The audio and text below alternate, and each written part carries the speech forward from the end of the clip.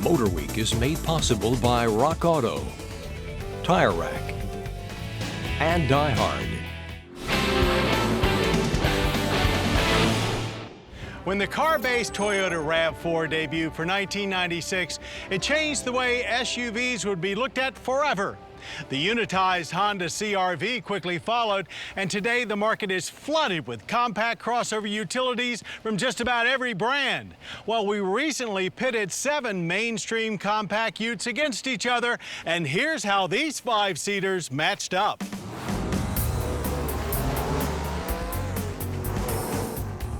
We're at it once again with our friends from Cars.com and USA Today, shuffling through this 7-pack of compact crossover utilities to see which one offers the best mix of features and finery for today's smaller on-the-go families.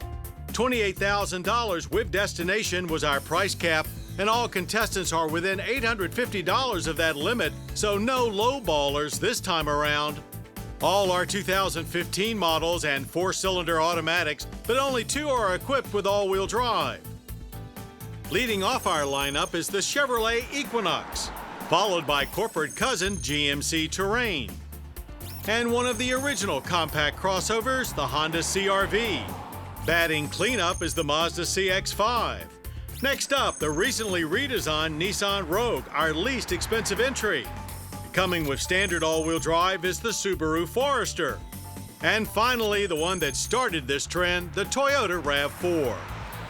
As usual, we've been joined by a local family from our Maryland test venue to help sort through the gearboxes and gadgets of these modern-day station wagons. With the very close pricing and mostly similar designs, it became clear early on that scoring would be tight.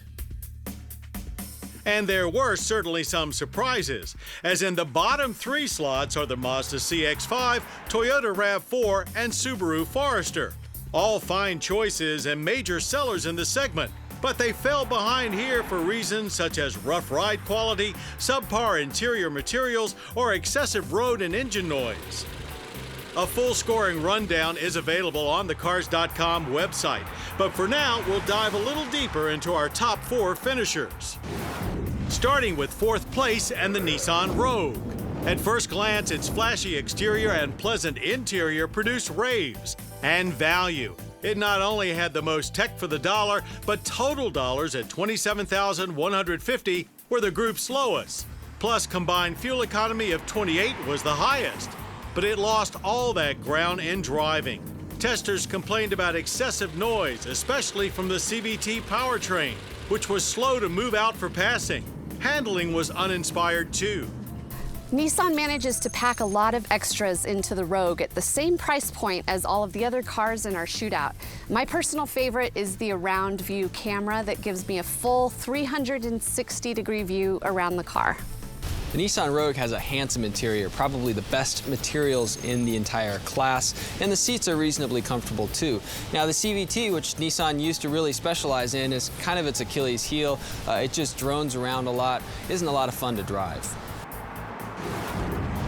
Earning 3rd place is the rugged-looking GMC Terrain. It may be the most truckish-looking of the group. Still, there is plenty of car-like comfort as well as lots of space. But the Terrain also wore the highest sticker price here at $27,905 and shared the lowest combined MPG rating of 26.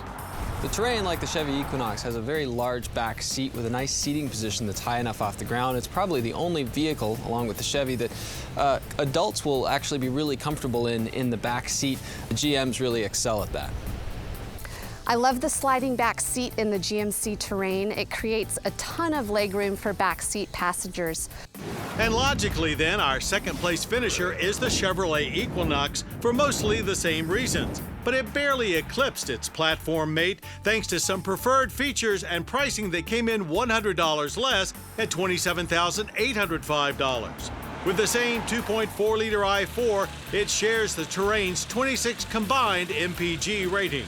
The Equinox was probably our favorite because the electronic package, the technology package, has the ability to stream our Bluetooth, which is on our phones, and we're able to listen to the music we would like to listen to. For an older design, the Equinox held up really well here, and mostly because of all the space inside, but also for the good ride quality.